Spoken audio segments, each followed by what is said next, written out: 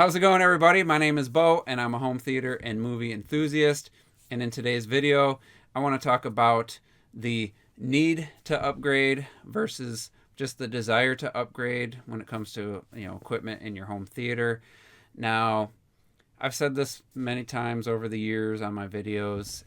I'm not one that really feels the pull to upgrade, change my gear out. I don't like to tinker with settings and stuff. Once I get something set, I just kind of leave it. But, I'm feeling a little bit of a need to upgrade, which I'll talk about in a second. But just thinking about the past. So in like 2000, I think it was 2001, maybe 2002, I bought an expensive Onkyo receiver. It was the TX SR 800. I spent $1,000 on it.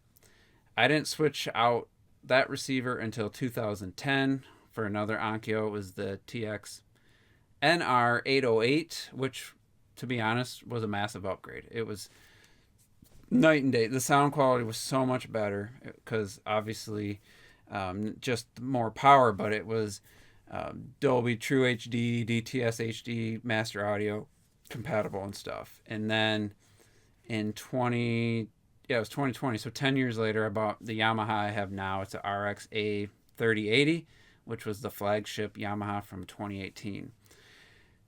So in that span of 20 years, I bought 3 receivers, and it's already been five and a half years since I got the Yamaha. So I'm perfectly happy with its performance. And just yesterday I was watching Furiosa, and I'm just like, I'm so blown away by like how good my room sounds right now. With my 4 subwoofers, got those dialed in, and just, I did a little bit of manual PEQ of my LCR, and to fix an issue. I'm just very happy with the sound of my room. But watching Brad, the home theater gamer, shout out to him. He did an updated video on using REW and using SVS subs with the 3-band, paramanic, PEQ, whatever you want to call it. I was tempted to all right, well, I want to redo that. I like some of the new steps he was taking, and I have 4 SVS 3000 series subwoofers, so I was like, it'd be cool to do the PEQ individually, get those kind of flattened out, and then do the REW. But I'm like, my bass sounds really good right now. Do I want to mess with it?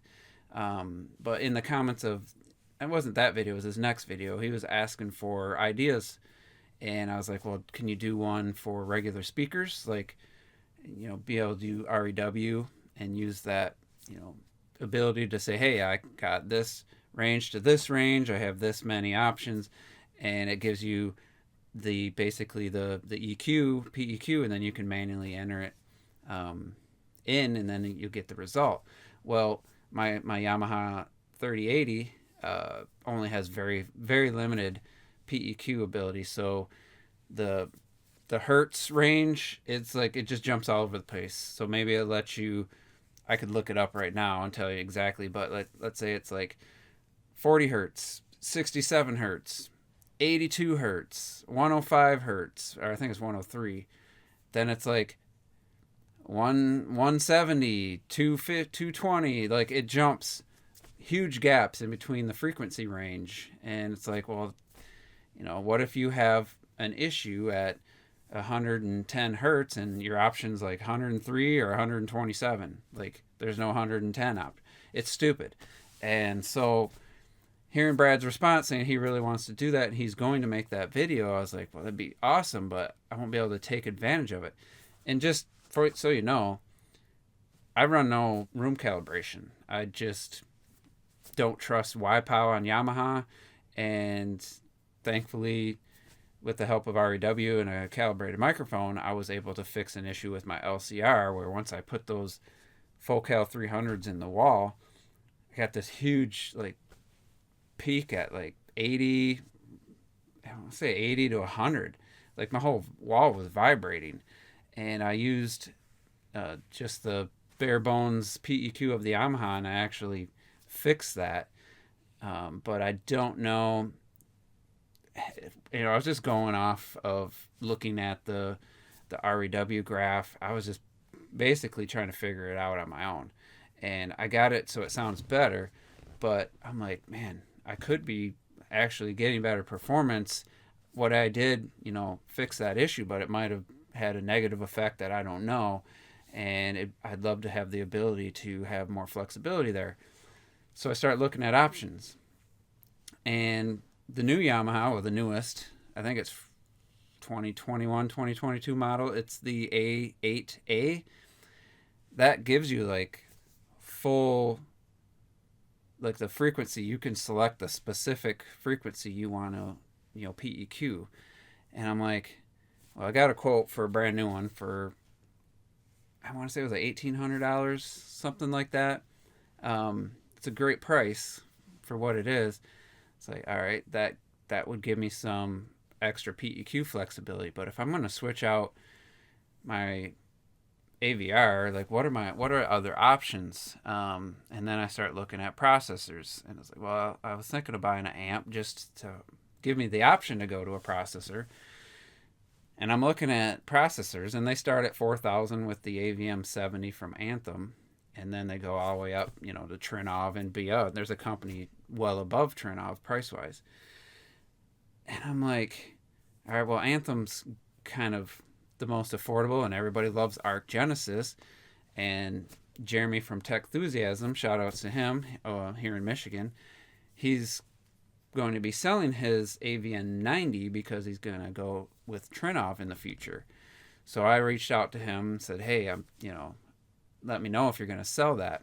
And he said, yeah, you'll get dibs. So I was like, all right, well, let me think about this. So I started looking at Arc Genesis videos on how to calibrate. And I was like, well, there's some cool stuff, but it also is limited. It doesn't just let you PEQ manually. So you really have to trust the Arc Genesis. But you can look at each speaker individually. You can say, hey, only do it up to 500 hertz, or do it up to 1,000 hertz or whatever. And, watching Home Theater Guru, watching Tech Enthusiasm's video talking about it. It's like, all right, well, if it sounds great with Arc, that's fine. But if it doesn't, there's no other option. So it's like, all right, that's not as flexible as I was hoping, but if I got a really good price on it, do I want to? And I'm like, well, with an amp, and let's say he didn't name a price, but let's say best case scenario, $5,000, amp's $2,000 for an 11-channel amp.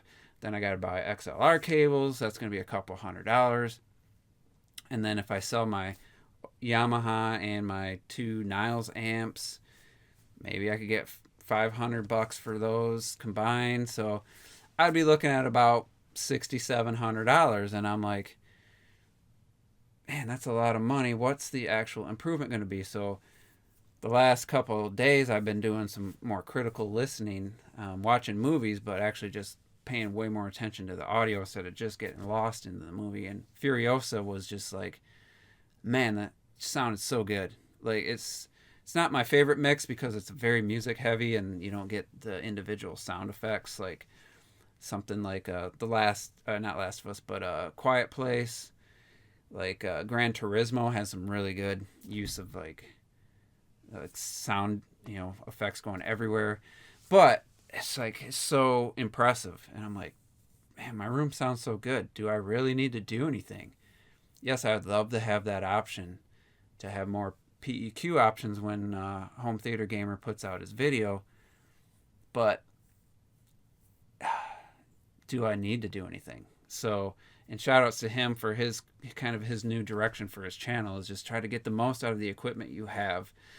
Be happy with what you have. And I actually talked him into making a video sharing his experiences with all these ultra high-end rooms and how I'm paraphrasing, but how unimpressive they are for the money, and the difference between that and a more realistic home theater. Like, and he said he's going to do it just because I think it would help people. Because you watch Youth Man, you watch Shane Lee, I like all these channels, A lot of these guys though, they're promoting a lot of high end gear right now. No offense to a youth man, Michael. I never need to see another video about JTR speakers. I'm sorry. They're ridiculously overpriced. They're so expensive. I know they're big and heavy, and the shipping cost alone probably justifies some of that price, but $7,500 for a dual 18-inch subwoofer, like, it's ridiculous. I mean, if you had a huge room and you got the money, fine. I'm sure they sound great, but I don't need to see another video on JTR speakers. I don't need to see another video on Kaleidoscape. I don't care about Perlistant speakers. I don't care about, I'm sorry, Trinoff.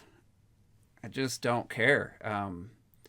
I know they have a lot of flexibility for custom EQing, calibration. Trinoff gives you so much flexibility for difficult rooms and all that, and the waveforming. I'm sure it's awesome, but there's no way it's worth $20,000 for a altitude 16.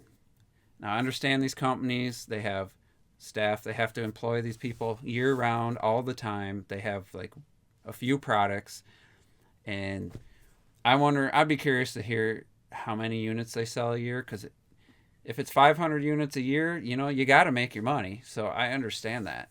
But as for the regular home theater enthusiasts who's, they're not millionaires, they got mortgages to pay for, cars, groceries, all that. The regular person, I'm sorry, is not going to be able to afford a $20,000 Trinoff. And honestly, I could buy a Trinoff right now. I could pay cash for an altitude 16. But it's just not worth it. There's no way the sound improvement's going to be anywhere near the value or the cost of that product. There's just no way. But just to wrap things up, we get a lot of videos, great YouTube channels. I love all those channels, but there's just a lot of high-end products getting thrown at us right now. Even some of the more mid-tier channels are getting Trinoffs now. They're getting Kaleidoscape. And so back to Home Theater Gamer, get the most out of what you have, and also what is the actual difference between, a $20,000 room and a $200,000 room, or a $10,000 room and a $50,000 room, $100,000, $500,000, like that. I'm really looking forward to more of those, to more of his videos that are more based on, what the average person has. So rounding this video up, I'm very happy with the sound of my room.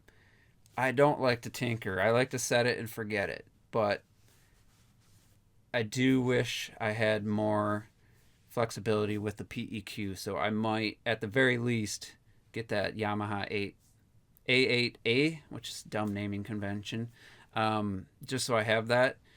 And it wouldn't really change too much. I'm, probably keep everything else the same. Power my bed layer with the AVR, and power my heights with the low 2x50 Niles amps I have, and then just use the PEQ once he puts that video out to dial in my speakers. That's probably the smart bet. I don't know how much of a actual improvement that's going to be, but compared to like $6,800, $7,000 for a separate amp and the AVM 90, I really don't think there's going to be that much of a difference for the price, right? Really, I'm sure on some level it's going to sound as good, or for sure, I have no doubt it will sound as good. Maybe it's going to sound a little bit cleaner, a little bit better, a little bit of better separation of the channels. I don't know. It's not going to be $7,000 better. So I don't know. We'll see what I'm going to do, but I just want to share my thoughts, and kind of just, kind of talk this over on camera to try to help me make my decision. I might just stay with what I have and do nothing. Again, watching Furiosa, watching Gran Turismo. What was the other one? I watched another one, and it's just like Nosferatu. I'm just so happy with what my room sounds like. Like, I'm just so happy that it's like, do I really need to do anything? So anyway, I'm going to wrap this video up. So thanks for watching. Leave me a comment. Let me know. Do you upgrade a lot?